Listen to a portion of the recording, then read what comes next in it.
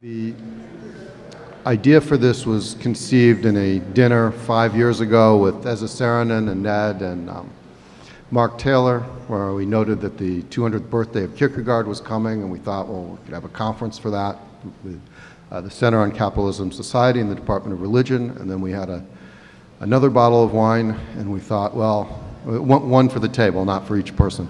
And we thought, well, let's go all the way, and let's have a conference on the age of the individual 5 years from now.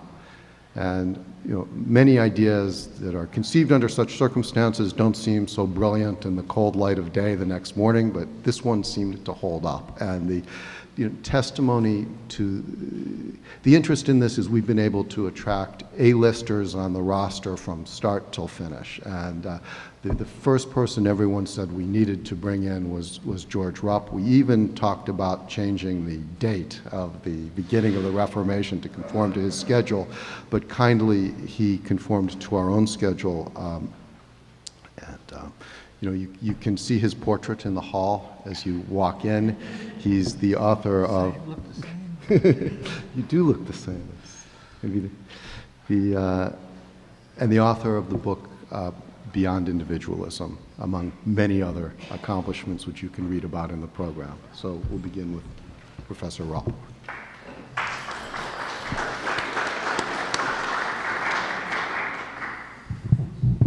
Thank you very much for that generous introduction. As you can tell from the previous panel, the origins of modern Western individualism are extremely diverse. But on this occasion that tradition has designated as the 500th anniversary of the day that Luther nailed his 95 Theses on the door of the Castle Church in Wittenberg, we can and should give a special salute to the courageous act that Luther embodies or represents and has over centuries, and the monumental consequences that it has had for all of us. Now, I was sitting where all of you were sitting for the first panel, and I also am well aware of the terrible acoustics of this room, and so if you can't hear, I'll try to get closer to the mic or talk slower or louder, so put your hand up. I do know it's a perpetual problem. But as much as we celebrate and recognize the impact that Luther and the Reformation had on our sense of individualism, it's also critical that we acknowledge how different that setting 500 years ago is from our situation today. And I'd like to focus attention on that contrast. However fervently the individual was affirmed, he or she still was integrated into multiple communities. Certainly churches, but then also states, especially after the Peace of Westphalia. It was a tethered individualism, an individualism that was still firmly held within affirming communities. As leading thinkers about individualism, whom we celebrate, people like Immanuel Kant and Adam Smith, who we think are individualists, and they certainly are, but they were adamant in insisting that the individual was integral to communities and would not be able to assert his or her own identity apart from those communities. In contrast to that tethered individualism from the Reformation, certainly even into the 18th century, we are launched on an unprecedented venture of virtually unrestrained individualism. Increasingly, individuals relate to each other, not through communities, but simply as atomistic individuals. Not only in capitalist, but also in non-capitalist societies, individuals are aggregated into larger wholes, typically in various forms of the state. Yet such aggregation does not replicate the personal interaction of more traditional communities. While it is probably too soon to predict with confidence, so-called virtual communities of the digital world also do not seem to serve the purpose of relating individuals directly to each other, though the connections may in fact over time build into personal relationships and even social movements. Democratic politics saturated with self-promoting money, preferentially regulated capitalist markets, and the celebration of the illusion of individual autonomy all illustrate this pattern of our unrestrained individualism. These institutional developments exhibit great power. Indeed, such developments have undergirded the remarkable expansion of Western influence globally for significant periods over the centuries since the Reformation. But there are enormous downside risks from this unrestrained celebration of the individual. At the moment in our political life, we see in stark relief the narcissism that can result from unrestrained celebration of the individual. We also cannot but see the undermining of institutions that have protected citizens from exploitation. For example, labor unions, professional and civic associations, and other voluntary associations. The challenge we all face is to affirm the dignity of the individual while also embracing communities that are inclusive of differences within what is affirmed in common. That is an enormous challenge. I've written about this challenge at some length in the Beyond Individualism. I will not inflict extended reflections on you now. Instead, I will end by noting that we give appropriate and warranted recognition to Martin Luther if we continue to pursue this goal of forms of individualism that also allow inclusive communities to thrive. Now, I've kept my remarks intentionally brief in the hope that we'll have some time for discussion, which I had thought would be part of this occasion, but I'm very happy to be with you. Thank you. Members and friends of the Center on Capitalism and Society remember or were mesmerized by the talk of David Sidorsky in our 2011 conference on the foundations of economics. And as well as his paper in our journal on plural values, which we continue to talk about. So it's just a thrill to welcome David back today.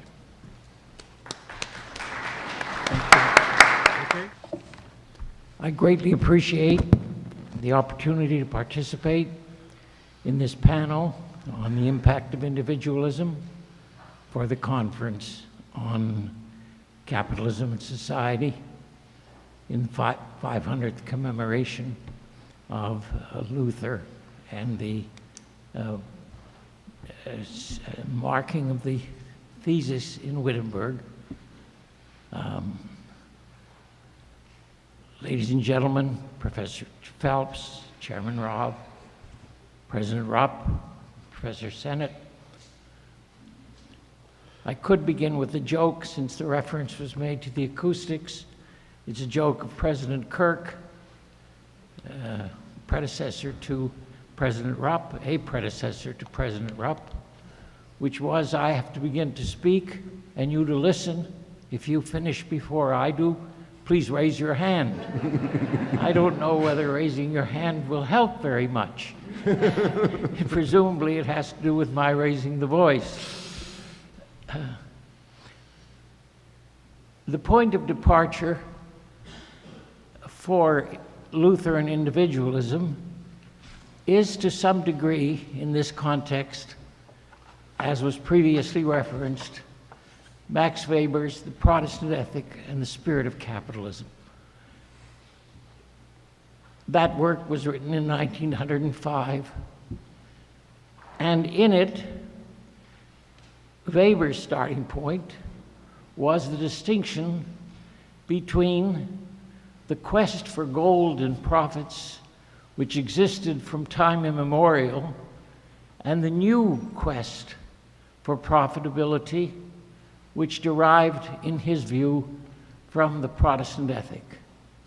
The distinction was that the Protestant ethic had introduced a new inner asceticism, which was also an asceticism not so much designed to achieve the other world, the next world, but to achieve grace in this world.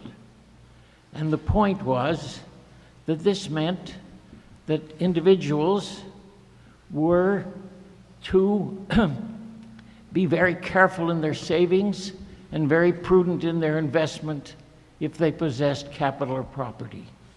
And even if they were workers on the land or workers in crafts, they were also to exercise an honest day's work for a day's pay, and they were also to exercise probity in their personal lives. And this meant that there would be the basis for the new capitalist society, according to Weber. It is recognized, as has been previously mentioned in the first panel, that Luther's translation of the Bible into the vernacular meant that individuals could read the Bible according to their own lights, rather than depending upon the Catholic or corporate interpretation provided by the priest from the Latin version. There is a speculative analogy here which is of great interest for economics. It is that the doctrine of the just price, which would be set by the communal authority, even by the papacy, would be replaced by a new theory of price. That theory was, pardon me, that the optimal price would be the price that was the intersection between the offer of the seller, who wanted to maximize his return, and the bid of the buyer, who wanted to minimize his cost. This new optimal pricing would provide a great incentive for production, as well as an incentive for minimization of cost. The result could be an increase in economic growth. Interestingly, Weber looked at America as a country that had experienced, by 1905, great economic growth. Weber wrote, "When a society has captured the imagination of a whole people by the idea of purely quantitative bigness, then this romanticism of numbers exercises an irresistible appeal upon the poets among its businessmen." This swipe at American growth was exercised also by another external observer of American capitalism in the decade after the turn of the century, George Santayana. In an essay pardon me, on the genteel tradition in American philosophy, Santayana described the distinction between the American mind and the American will. For Santayana, the American mind had inherited from Calvinism what he referred to, perhaps with excessive melodrama, as an agonized conscience. The American will experienced the energy of Niagara Falls. The American mind, for Santayana, inhabited the colonial mansion. The American will inhabited the skyscraper. This duality was possibly an explanation, again speculatively, but an interesting explanation for the rise of the great philanthropic foundations and for the universities that were endowed by the names of donors rather than by kings or queens or princes at the decade before and the decade after the turn of the 20th century. It is not true, however, that the origins of individualism developed exclusively from the Lutheran movement and the Reformation. Clearly, the example of Galileo as standing alone for scientific conclusions in a trial under the papacy is one dramatic illustration. An equally dramatic and explicit illustration are the Meditations of Descartes. Like Luther, Descartes cites his beginning in Catholicism, specifically what he terms as his excellent education in the Jesuit College of La Flèche. But then, locking himself up in one room with one heated stove, he says that he will doubt everything he has ever known. He begins by doubting his sense experience, goes on from that to doubt mathematics, and then to doubt God. Yet, significantly, even if he doubts sense and reason and mathematics, he cannot doubt his own dubito, I doubt, or his own cogito, I think, or even, in the language of Pyrrhonic skepticism, epochai, I suspend judgment. And even as Descartes speculates, if there were an omnipotent demon deceiver out to trick him, he would win against the demon deceiver, for the demon deceiver could not make him accept something to be true which he believed to be false, or get him to accept something to be false which he believed to be true. Descartes could always suspend judgment and therefore win against the demon deceiver. Descartes was not happy in this isolation of suspended judgment.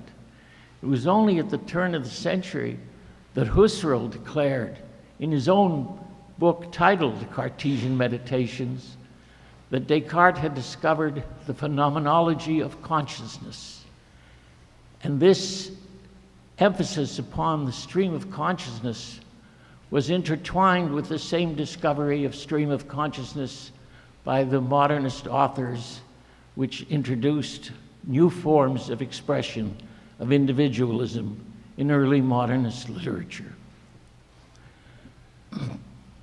There is one significant example that has already been referred to by President Rupp, connection with the Westphalian system on the impact of individualism. It is an analogy similar to just price in the doctrine of just war. While a corporate body like the Holy Roman Emperor or the Church could declare wars to be just or unjust, under the Westphalian system, a war was justified only if it represented a resistance to aggression by an individual sovereign defending the individual sovereignty. The assumption was that such a system of each individual sovereign defending his individual sovereignty would lead to a balance of power which would keep the peace, as distinct from the 30 years religious war. The reason this is reference to Descartes is an interesting one. When Descartes had become a scientific celebrity, he had refused to be isolated in his res cogitans, in his thinking body, and he had moved from the idea of God as a perfect being to the existence of God, to confidence in mathematics, and therefore to the world as a geometric extended system of physics. Descartes therefore became the celebrity who had developed the first modern system of mathematical physics. He was invited to the court of Queen Christine of Sweden, and she asked him to compose the ballet for the celebration of the Treaty of Westphalia in 1648. And as I pointed out, this represented the triumph of a doctrine of individual sovereignty over a doctrine of just war.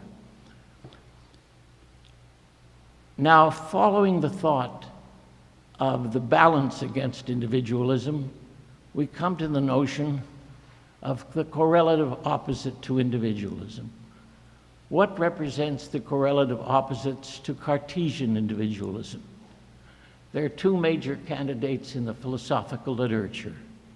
The first is Gilbert Ryle, who has argued with what he terms deliberate abusiveness that Descartes represented the world and himself as a ghost in a machine. This was an interesting declaration contra Descartes, which was prefigured in Shakespeare. In the individual portrait of Hamlet, the complex individuality of Hamlet, who has been a student significantly, I think, at Wittenberg, Hamlet experiences the ghost of his murdered father. He achieves atonement, which James Joyce puns significantly as an at-one-ment with the ghost, and agrees to the ghost's instruction to murder the murderer.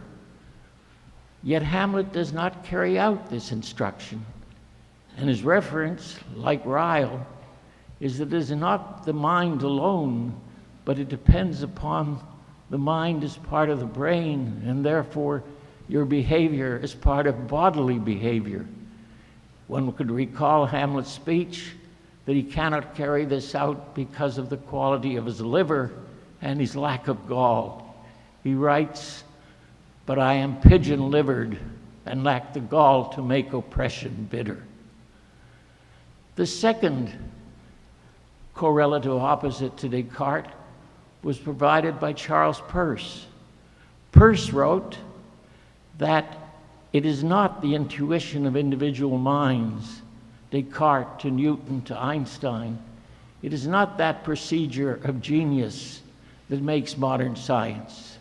Rather, it is a community of inquiry which generates many hypotheses, some of which will be proven to be false, but all of which have predictive consequences. And the convergence of the community of inquiry upon those predictive hypotheses that are confirmed provides truer knowledge progressively. That is the position of Peirce, and it represents the opposition between the great individual and the community of inquiry. In German philosophy after Luther, that opposition was expressed by the contrast between Kant and Hegel, or between the philosopher of the single rational ego and the collective ego, or Geist. For Kant, a rational ego could be universalized so as to present the moral norms for an entire society.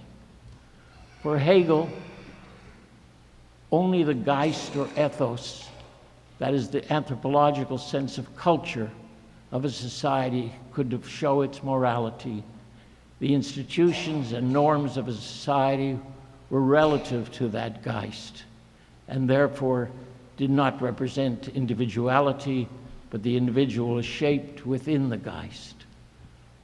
Yet, significantly, in the age of the Enlightenment, Kant, as the philosopher of enlightened rationality, insisted that the individual could achieve greatness by looking at each individual, including himself, and treating each individual, including himself, as an end in himself with what he termed respect for persons.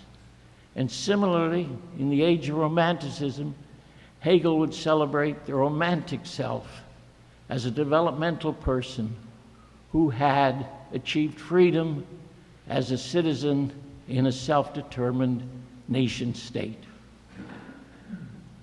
Turning back to America in conclusion, John Dewey inherited both the Hegelian sense of himself as a philosopher of culture, of the American community, and also the Kantian insight of universalism, in the sense that he believed that there was a scientific method which was universal to all societies and all places.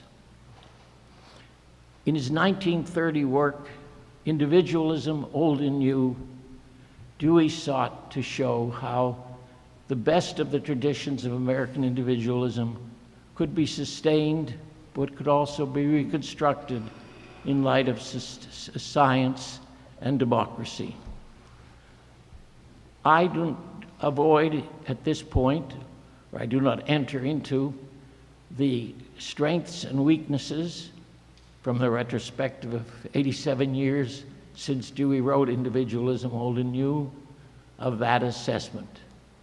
It serves, however, to point out the continuing need for reevaluation of American individualism.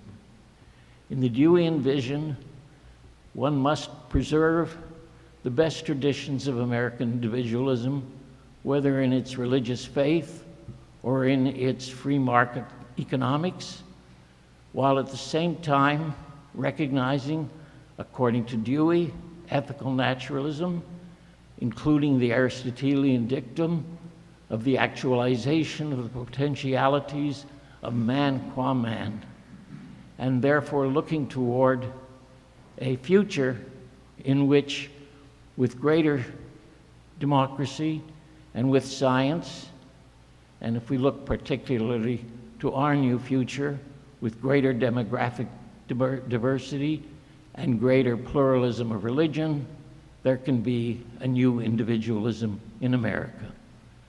This latter comment takes us beyond the gallery of individualisms that I have sought to portray into the agenda of the future, and therefore goes beyond the theme which I have sought to present. Thank you. Well, first of all, I would like to say, as a new member of the Columbia community, thanks to Ned Phelps and many others, how glad I am to become part of you, part of your community, and inaugurate that through this talk today. I've had, throughout my thinking life, a kind of concern about the way in which ethics has degraded into psychology. And I'd like to talk to you a little about the role that individualism of a certain sort has played in that degradation. A touchstone for me, as for Professor Sidorsky, is Max Weber. Weber brings out hives in historians and theologians alike, but we sociologists love him. And because it's an attempt to, in part, the Protestant ethic and the spirit of capitalism, is to understand how that shift might have occurred. Weber's model for people in the social sciences is to understand the psychology of entrepreneurs, of people who are hungry. And he goes back into the past to make an account, doubtless, which is incorrect in every point, as many critics have asserted, to explain where that entrepreneurial hunger and restlessness comes from. The notion of of a person's uncertain election, whether they're saved or damned, is the origins for Weber of a certain kind of worldly activity as Protestantism transforms itself into capitalism, which is, as Mark Taylor pointed out earlier, wealth as a sign, not as a cause of one's worth. That is, from the notion of being a worthy person by virtue of one's relation to God, one's worth becomes something that is signaled, although not caused, by the accumulation of capital and the practices of a certain kind of self-restraint and asceticism. What's behind this, I think, and certainly we know in Weber's reaction to a discussion, a very interesting discussion that he had with Zimmel about the Protestant ethic. That what's behind this is that he wants to locate the anxiety behind ambition. That's what's driving Weber's driven man forward. Simmel asks him, what do you care about? Why should anybody care about doing this? And he said, the idea about this is it's not greed, that ambition is really founded on a certain kind of anxiety. And he writes to Simmel, it's a wonderful phrase, my English translation not very good here. Whatever is not enough. And that's the anxiety as we've heard today, about the impossibility of knowing that you're elect, but having somehow to do something about the very fact that you don't know. That phrase, whatever is not enough, is an individualizing mechanism. It's not a lack in the world, but it's a lack in the way in which you are related to a notion of your place in the world. As I say, this is for me in thinking about this general problem about the transition from ethics to psychology, it's a key part of this story. That transition is one that could be understood as if the following kind of formula. What I feel translates into what I should do. It's the self as a process of accumulation of experience that allows people to then decide what they do. And it's based on that anxious notion of accumulation that exists in Weber's work, which is one root of it. But for us, I think the transition is that in place of money, we're talking about experience. The accumulation of experience is, just as Weber says about money, never enough. That there's an anxiety about having lived enough in order to really know what you ought to do. And for me, in my own writing, I've tried to understand what that notion of an insufficiency, a permanent insufficiency of experience in order to orient oneself ethically would lead to. You can see some of the aspects of that behavior, almost as a cartoon, in the fact that somebody who has $1 billion feels they must have $40 billion instead. Or in the Veblen-esque world of conspicuous consumption, in which the more that you consume, the more you'll be self-oriented. I would say the problem for this is, for ethics, is that conscience is distorted by this formula of experience. Because conscience assumes that the self at a certain point makes decisions about what it will do based not on something to be, on fulfillment, on becoming a richer person, but about norms of action which are outside of oneself in the community. And that's what, in my current work on ethics, I'm trying to explore this. Could I finally say about this that this concern is really nothing original to me. In fact, and it rather closes the circle in my life, I first got an intimation of it at Columbia through being the student of Lionel Trilling. Lionel Trilling's, I think, great unrecognized book is the last he wrote, called Sincerity and Authenticity. It's like, I can't remember what it's written. Do you remember? 70? 72? Something like that. It's a wonderful book. In it, what he looks at is the notion that, and the terms are very similar to what I've described to you, that an ethical conscience for individuals was formed during an epoch in which people spoke sincerely or employed the idea of really meaning what they say to others, which means that there is a community of discourse about whether that's actually meant or not.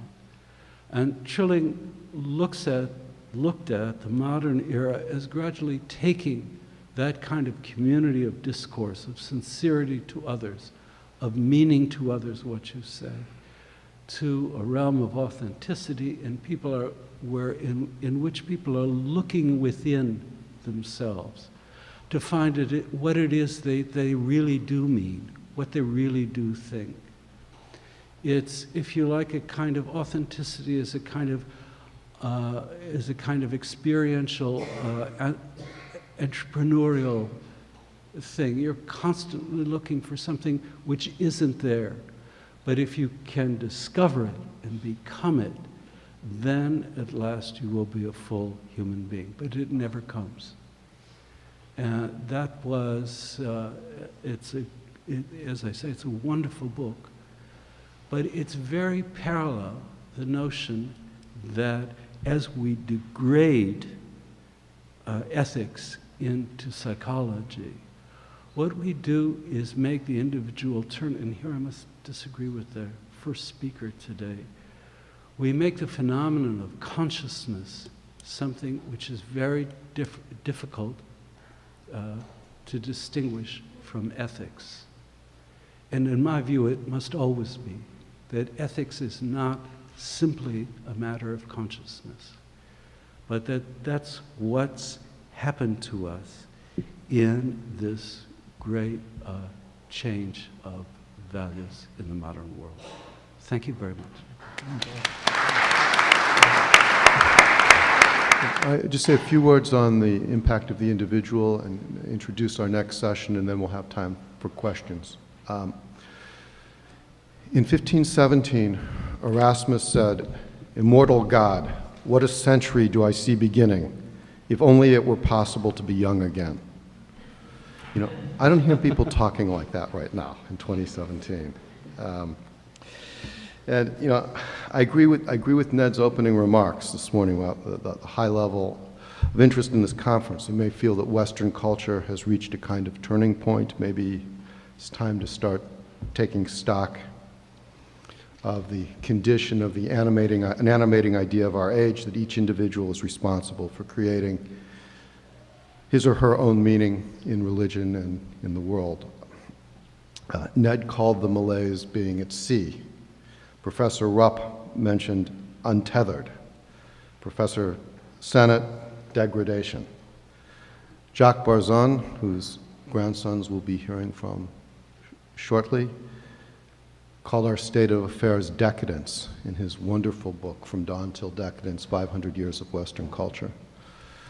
A certain idea, as President Rupp calls it, unrestrained individualism, may have played itself out. The result, loss of community, isolation, anxiety.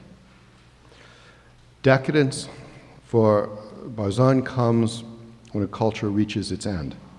It's restless because it doesn't know how to advance. Different ways to turn in art, culture, politics, religion seem exhausted. So how do you know when you've reached a decadent age? To quote Jacques Barzun, institutions function painfully. Okay. The age inspires repeated use of dismissive prefixes like anti and post, and the promise to reinvent this or that institution, as if destroying something will itself create new life. Tear down the statue, throw out the curriculum, and something else will grow. You know, in a decadent society, whatever the government tries to do for the public good is stymied by some organized or impromptu group. You know, I take an example from last week from my own neighborhood. Barry Diller has offered $250 million of his own money to create a wonderful performance space at Pier 55 it's called Diller Island. And the groups that have risen up to oppose it, they oppose it because it's undemocratic that one person should decide what to do, or that how in this age of global warming can we reinvent a pier, which has nothing to do with global warming. It's just someone has risen up to assert their will, and then countervailing forces come to oppose it.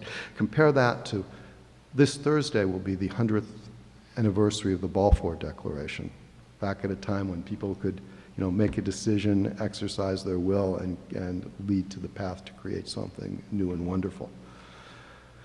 Barzun gives the story, certainly beyond the scope of my couple minutes, of how we got here, but the theme of individualism goes together with that of emancipation. The fully empowered individual demands emancipation from every authority that impedes the exercise of that person's will. After a long struggle to free ourselves from every authority, we need increasingly complex rules to protect ourselves, our rights and ourselves against other people's rights from infringing on us. As in the years before the French Revolution, the rules become unbearably complex. I'll quote again from Jacques Barzun's book. The point at which good intentions exceeded the power to fulfill them marked for the culture the onset of decadence. The book to read is The Death of Common Sense by Philip K. Howard. Just a couple of other prophetic ideas in the diagnosis of Jacques Barzun's thoughts on decadence. He said that verbal inflation becomes rampant. The final expression of emancipation, which we've seen in our age, something I certainly never saw coming, is separatism. Undoing at the end of what took many years, 450 years to knit together, as several participants have noted since the Peace of Westphalia. And he also, Jacques Barzun also said, in predicting the continuation of separatism, he wrote in the year 2000, Catalonia kept on showing disaffection from the past.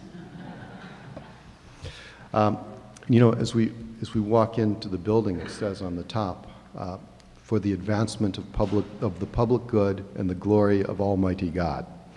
You know, Columbia was built by individuals with strong wills expressing their individuality, but they were still tethered to ideas bigger than themselves. I don't know, what we would put on top of Low Library if we were to build it today. I mean, I could make a joke about pre-professional credentials, but my guess we probably wouldn't agree on anything.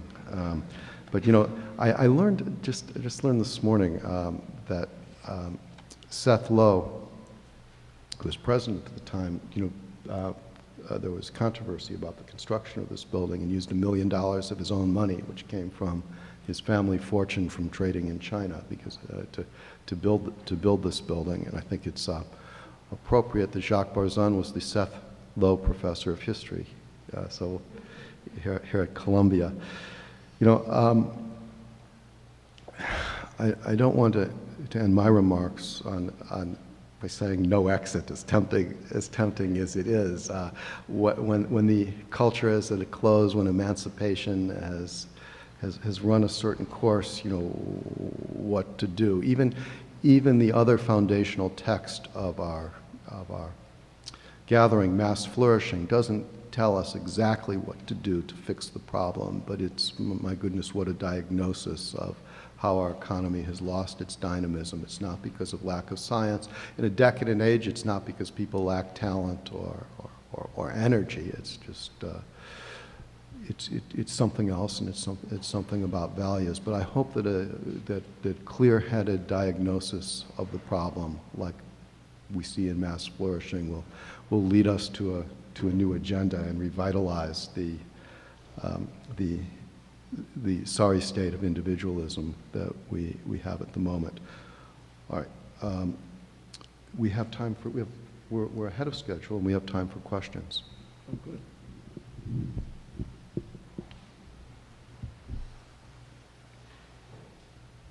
Yes, you don't have a question? Oh, yeah. Yes, James. I just wanted to sort of express a bit of doubt and push back slightly against Professor Rupp and the question, I think you said you were concerned about the unrestrained celebration of the individual and the narcissism of that. And I just wanted to push back a bit and say, would this not have been said at many times of change in society?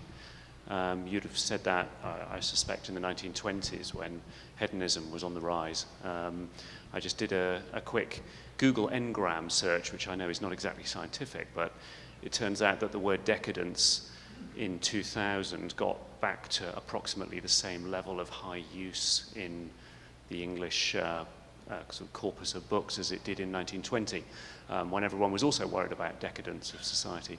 And is it not possible that we're just going through a period that's uncomfortable for a lot of us because people are no longer forced to be in our little groups, in our communities, and everyone is allowed to choose their communities, and that as technology allows more and more of this choice, we're going through a similar sort of challenge to past values as has happened at various other times of rapid change, and that this is just uncomfortable for some of us, but we've got to get used to it. Well, I think that's certainly an interesting and not implausible hypothesis, but I do think there are more fundamental issues at stake, and it would be a long discussion. Maybe we can pursue some of it over lunch, but it seems to me that David Sidorsky has very eloquently called our attention to some of the resources in our own Western traditions that have been developed in response to similar situations as ours. And so I found myself identifying, David, very much with the comments you made that, Gilbert Ryle's kind of sarcastic comment about Descartes, that the individual was just a ghost in a machine, and then to look at Charles Sanders Peirce as an example where community was absolutely central. This was not a matter of either comfort or discomfort. It was a matter of his own understanding of the way in which human societies and individuals within them emerged, and how it was really not feasible to separate the individual from societies. Or those of you who know me in my works will know I have no trouble siding strongly with Hegel over against Kant, to take the second sort of resource that David called attention to, or finally with John Dewey, who in our own traditions was certainly an individualist, but recognized the problems of having just unrestrained individualism. Now, that doesn't respond to the question specifically to the fact that we are uncomfortable with the lack of sort of more traditional communities, and I'm not suggesting the answer is to somehow restore the way it was before we had the kind of development of individualism that we've had.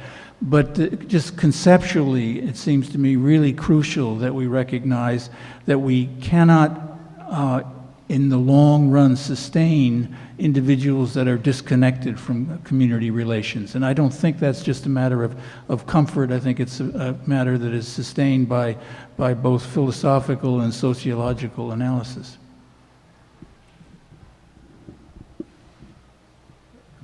Another question?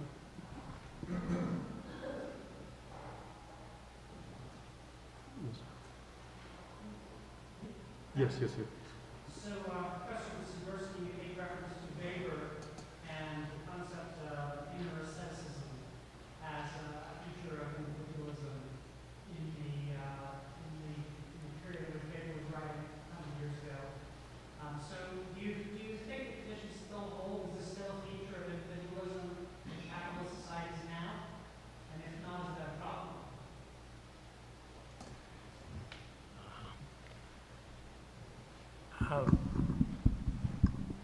I suppose the answer is no. it's difficult to understand what has replaced the old Protestant ethic in America. Certainly there must be some degree of the heritage that of inner asceticism and of prudence for salvation that isn't simply set upon otherworldliness. Nonetheless, one would have to admit that if one looks at the Forbes 400 and goes down the list, it's hard to believe that these persons who've championed innovation and amassed these great fortunes were concerned with prudence in investment. It's a different kind of activity that has represented motivation, I think. I think there still is the Protestant ethic in the American workplace, and that has had a positive impact and can be found in American society, particularly in what's called flyover country in the United States, but even in New York and California. But I think the point is well taken that there has been a transition from the motivations that Weber described in the 16th and 17th century. So there's one more in the back. Yes. Hi, thank you for your remarks today on this past talk about the impact of individualism. My question, I guess, is more of coming from a sociological standpoint. So, Mr. Sennett, you were talking about anxiety and how it can be related to like this ambition of fear about shortcomings, about a feeling of never being fully fulfilled or content with your place in the world. And I was just curious about what you would think about the recent proliferation of certain unfavorable ideas concerning race, and particularly those that are labeled as white supremacists, happening in the United States this past calendar year. Do you think that relates back to anxiety as you defined it? This is a very searching question. I have to give you a brief answer, which is I think it's a big leap. And behind your question, if I may say so, is the notion that somehow something has gone wrong for large numbers of people in the political economy that has turned them towards the far right. That's a propos. As like a presupposition to the question? Yeah. Yes, that if you want to put the I don't believe that. I think that's, if you're asking me, I think that that's rather demeaning to people who encounter trouble. And that, you know, our country has, unfortunately, a very solid basis in racism. And I would see that as a more persuasive explanation than the notion that people can't inevitably turn to the far right and become fascist when their own fortunes go wrong. I particularly think this is wrong in talking about the white working class. It's a, if you like, it's a kind of de haut en bas, I don't know how you say that in English. It's a kind of condescension about, well, they can't manage it. They lose their moral bearings when they don't have, when work is uncertain. So, some may, but I don't think to characterize a class of people that way is right. And as we're, you know, just factually, most of the white working class voted for Hillary Clinton. You know, the idea that you have a kind of moral aporia or collapse due to political economic factors. I just don't buy it. Thank you. So, we're all done? We're all done. Yes. Okay. So I just want to say, in closing, we looked up the address of Matthew Barzun on the internet, and because we so wanted to have his thoughts on his grandfather and his work, and we were just charmed by, Ned and I were charmed by the response, and he's invited, he's a distinguished scholar and ambassador in his own right, and has invited his brother, Charles, a law professor, so we're going to have both of them speak in our special session on recollections of their grandfather. And what could be, I mean, here in Low Library on the 500th anniversary, the grandsons of Jacques Barzun, this has to be the climax of something. So, I thank the panelists and